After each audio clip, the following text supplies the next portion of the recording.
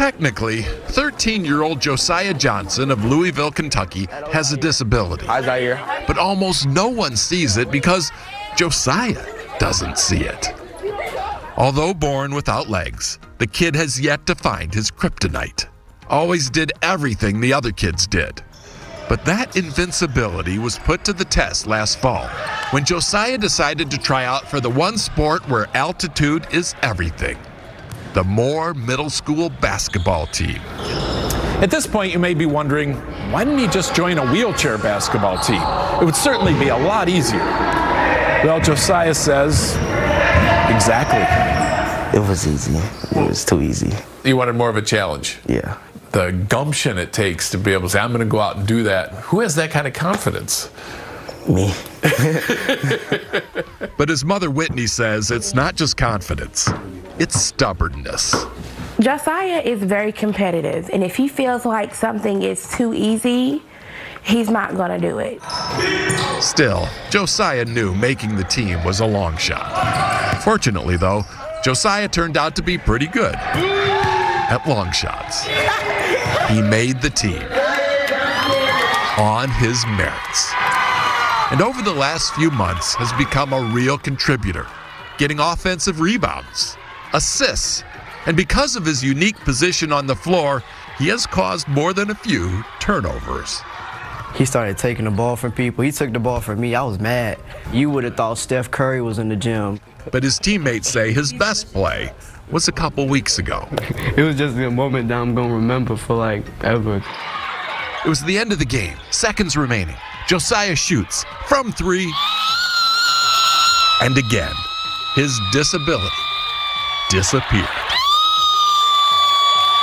What do you want people to take away from this? To do something that they thought they couldn't do. Josiah Johnson, inspiration and proof that all you need to stand above is confidence. Steve Hartman, on the road in Louisville, Kentucky. Not many people get to return to the scene of their death.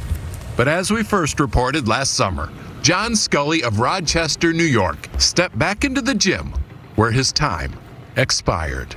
That's the last thing I saw right there, 246. Do you recognize this at all? John is a basketball referee. They cut it, right? It's my jersey. Back in June, John was officiating a semi-pro game between the Jamestown Jackals and Toledo Glass City. That's him on the near side, seconds before his heart attack. The deadliest kind of heart attack, called a widowmaker. Doctors told John's fiancée, Donna, almost no one survives it. Yeah, 1% of the population, and he's that 1%. I was in the right place at the right time. I mean, that's why I'm here. Within seconds, a Toledo player named Miles Copeland rushed to his side and started doing CPR. I've never witnessed someone just collapse, but I knew what had to be done. Turns out the Toledo forward is also a Toledo firefighter, a brand new one. At the time, just a year out of the academy. What does that feel like when all is said and done and you've saved a life? It's honestly one of the best feelings in the world. Few moments will ever come close, except maybe, Oh my God. this one. We invited Miles to stop by the gym. It was their first meeting. I love you, man. You know I love you. After quadruple bypass surgery, John said he was feeling much better and hoped to get back on the court someday. Well, it's been 8 months since we first told this story, and number 110 is back in business. He has reffed almost 50 games so far this season and appears none the worse for wear. All thanks to Miles Copeland, Love you too, man. who made the ultimate Cinderella story come true. I'm so grateful for you. Steve Hartman, on the road in Jamestown, New York. At a baseball game, where most young fans want nothing more than to meet a real player, this kid, Vincent Steele, stands alone. What's up, man? Vincent idolizes umpires. It's something that we're not really used to, you know, so every fan we can get is a plus. You know, last night there was a time somebody said, put the kid in. As we first reported in 2018, Vincent was such a fan of umpires, every game he became one. Stood in the front row at the Carolina Mudcats Stadium near Raleigh, mimicking their moves. He got so into character, even the manager took him seriously, coming over to report a lineup change. 0. Initially, we thought maybe it was like a little bit of a phase type of thing. These are his parents. It's a 2-year phase at this point. I don't know. And they say it wasn't just at the stadium. At home, he would stand in front of the TV and do the same routine. He slept next to baseballs autographed by umpires. He even visited an umpire's school where he learned the proper way to call a strike, which apparently isn't to say strike. But umpires say hoint. Why do they say hoint? That's what they all do. What is out? Out. Okay. Ball is? Ball. Strike is? I think he wanted to throw me out of this interview. Wait, what's the deal? It's been 4 years since we first told this story, and the only thing that has changed is the venue. Vincent now works real Little League games.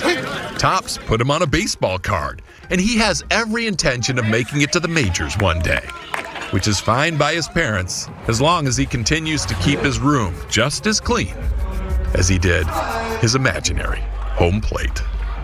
Steve Hartman on the road near Raleigh, North Carolina.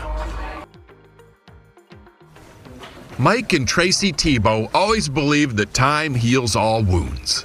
But that belief faded last fall when their 18-year-old son Jake was paralyzed in a hockey game.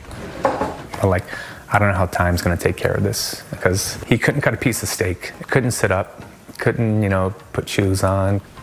Plus, Jake's goal in life had always been to play college hockey, and his parents couldn't imagine how long it would take him to find new purpose. They really couldn't imagine. Jake had just found out he would likely never walk again when his high school principal came to visit him in the hospital here. And whether Jake got caught up in the moment or was simply in denial, he made a bold prediction that day. I don't remember much, but I vividly remember saying to him, I will walk at graduation. What was that based on? I have no clue, honestly. I just said it. I was like, I'm going to walk at graduation. He was so positive. Todd Bland is head of school at Milton Academy outside Boston. In a moment like that, you want to be encouraging, but you don't want to assure something that you're not sure can happen. So he simply said, "That's wonderful, Jake." So that just kind of became his goal. If I set something, I'm going to do what it takes to get to it. And from that day on, Jake immersed himself in therapy, doing way more than was asked of him, in the slim hope that one day he could do that walk. Jake Morris Tebow. Under his own power. I was so in the zone that I just kind of got a sense of you can do it. 9 months work for 30 steps. And then he looks up and he just has this huge smile on his face. One of the most special moments I've ever experienced. It motivates me to just go harder than ever to beat this. Next goal, to walk without support. And soon, because although time may heal all wounds, Jake Tebow isn't waiting. Steve Hartman on the road in Boston.